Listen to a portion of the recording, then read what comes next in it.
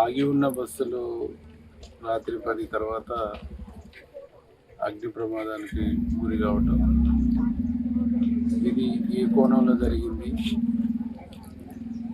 ఎవరు ఈ నిప్పున అంటించారు అనేటువంటి కోణంలో విచారణ చేయమని జిల్లా ఎస్పీ గారికి, ఎస్ఐ గారికి, స్థానిక ఎస్ఐ గారికి రిక్వెస్ట్ చేయడం జరిగింది. రాత్రి ఇన్సిడెంట్ జరగగానే ఇక్కడ ఉండే సిస్టర్స్ పోలీసు వాళ్ళకు 100 డయల్ చేసేసి వాళ్ళకు ఇన్ఫర్మేషన్ ఇవ్వగానే వితిన్ 10 నిమిషాలనే ఎస్ఐ గారు వచ్చేసి పర్సూ చేయడం, ఒక బస్సు కాలిన తర్వాత ఆ బస్సు నుంచి ఇంకో బస్సుకు మంటలు వ్యాపించి మూడో బస్సు కూడా మంటలు వ్యాపించినటువంటి క్రమంలో వాళ్ళ డ్రైవర్ చాకచక్యంగా ఆ బస్సును పక్కకు పెట్టి ఆ బస్సును దాన్ని సురక్షితంగా బయటికి తీయగలిగారు.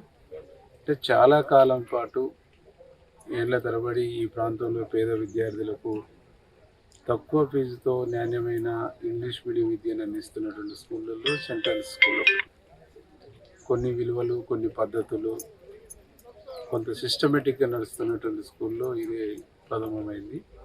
ఇట్లాంటి స్కూల్కు ఇట్లాంటి దురదృష్టకరమైనటువంటి సంఘటన జరగడం ఇది మొదటిసారి.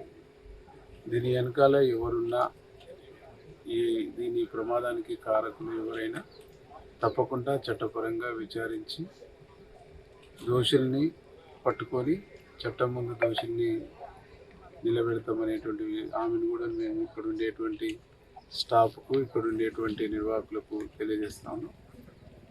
తల్లిదండ్రులు, పిల్లలు ఇబ్బంది పడొద్దనే ఉద్దేశంతో ఇప్పుడే మేనేజ్మెంట్ కూడా మేము రిక్వెస్ట్ చేసినాం. 2 బస్సులు ఉన్నాయి, ఇంకొక 2 బస్సులు అవసరం అనుకుంటే తాత్కాలికంగా లీజుకు తీసుకొనైనా స్కూల్ విషయంలో, పిల్లల విషయంలో ఎట్లాంటి ఇబ్బంది రాకుండా స్కూల్ని నిర్వహించమని మేము రిక్వెస్ట్ చేసినాం.